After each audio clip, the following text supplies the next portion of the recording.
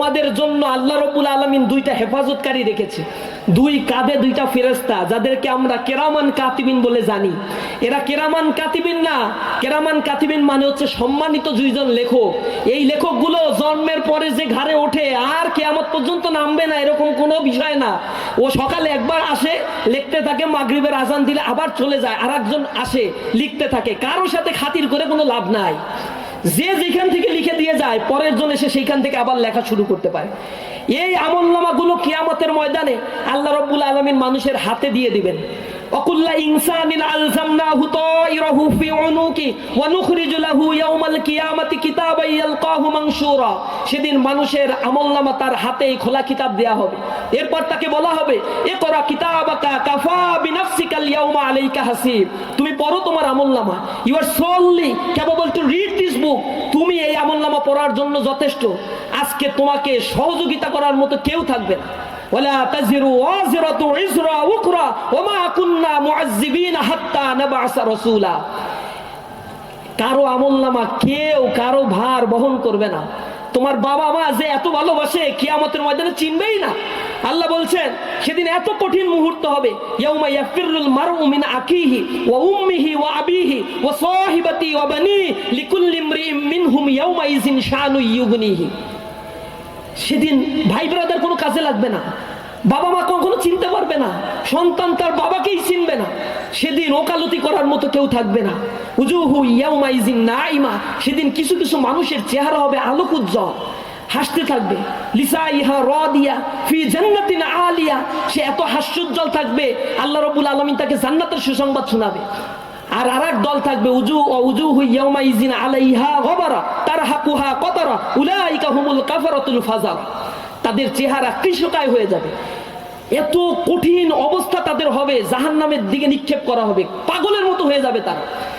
আল্লাহ রাসূল হাদিসের মধ্যে বলেছেন, সাবাতু ইউজিল্লুহুমুল্লাহু ফি জিল্লি ইয়াউমা লা জিল্লা ইল্লা জিল্লু ইমামুন আদিল ওয়া শাবুন নাশা ফি ইবাদাতিল্লাহি তাআলা ওয়া রাজুলুন কলবুহু মুআল্লাকুন ফিল মাসাজিদ ওয়া রাজুলান তাহাব্বান ফিল্লাহি ইজতামা আলাইহি ওয়া তাফাররাকা আলাইহি ওয়া রাজুলুন ইযা দাআতুহু ইমরাতুন যাতা হাসাবিন ওয়া জামালিন ক্বালা ইন্নী আখাফুল্লাহ। আল্লাহ রাসূল বলেছেন 7 শ্রেণীর লোককে আল্লাহ রাব্বুল আলামিন আরশের ছায়ার নিচে স্থান দিবে। সেদিন আল্লাহর আরশের ছায়া ছাড়া কোনো ছায়া থাকবে না। সূর্য সেদিন 1 বিঘাত উপরে থাকবে, কেউ বলছে 10 হাত উপরে, এর বেশি উপরে কেউ যায় নাই। সূর্য এখন যেখানে আছে বিজ্ঞানীরা বলে তার থেকে যদি 1 ইঞ্চি নিচে নামে তাহলে এই পৃথিবী বসবাসের উপযোগী হবে না, এত গরম হয়ে যাবে। আর যেখানে আছে তার থেকে যদি একটু উপরে উঠে যায়, সেটা একটা নির্দিষ্ট সার্কেলে ঘোরাফেরা করে। সূর্য হচ্ছে সৌরমণ্ডলীকে কেন্দ্র করে এরকম ঘোরাফেরা করছে, সবকিছু প্রত্যেকটা গ্রহ নক্ষত্র ঘুরছে। সূর্য একটা জায়গায় আছে, তাকে কেন্দ্র করে Nova, ANOVA, Uranus, Neptune, Pluto, Vulcan, বৃহস্পতি সবকিছু একটা আরেকটাকে ঘুরছে। This is the solar system. এই সিস্টেমগুলো আল্লাহ রাব্বুল আলামিন তৈরি করে রেখেছেন। এটাকে আল্লাহ রাব্বুল আলামিন বলেছেন অকুল্লুন ফালাকি ইয়াসবাহুন। এই যে প্রত্যেকে নিজ নিজ কক্ষপথে অকুল্লু ফি ফালাকি ইয়াসবাহুন পরিভ্রমণ করে, কেউ নাই যে এটাকে আগে পিছে করে দেয়। তো বিজ্ঞানীরা বলছেন যেখানে সূর্য আছে তার থেকে একটু আপ ডাউন করলে পৃথিবী বসবাসের অনুপযোগী হবে, এত হিট হয়ে যাবে এই পৃথিবী। অথচ সেই সূর্য মাথার উপরে থাকবে, মানুষের মাথা টকবক করে ফুটতে থাকবে। জমিন সূর্যের তাবদাহে তামায় পরিণত হবে। এরকম সময় মানুষ ঘর্মাক্ত হয়ে শেষ হয়ে যাবে, টেনশনে থাকবে।